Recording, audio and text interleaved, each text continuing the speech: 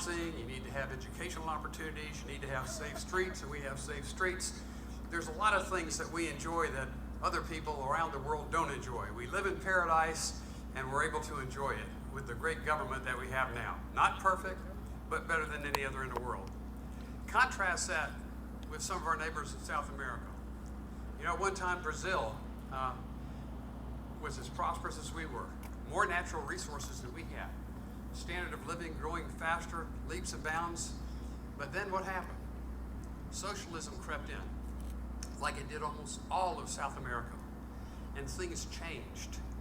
If you go to Brazil now, the State Department tells you, don't wear a watch, don't wear a ring, for goodness sakes, no necklaces, and carry a minimal amount of cash.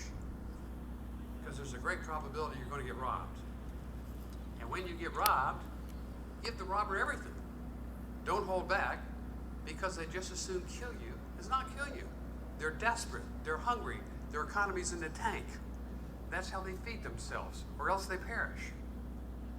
And they tell you, when it's over, don't call the police, because the police are corrupt, and they'll shake you down for whatever the robber missed.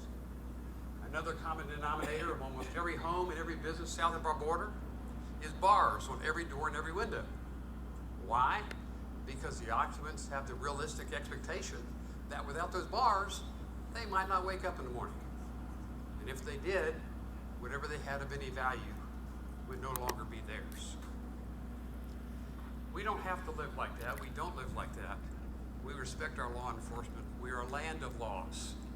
And we're not going to let socialism seep into our country any further and cause us to be like South America.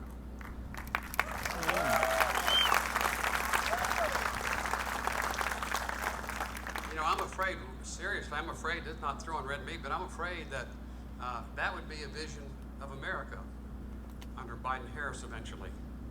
You can see it coming. You can see what they allow Antifa to do. You can see what they allow the lawless to do.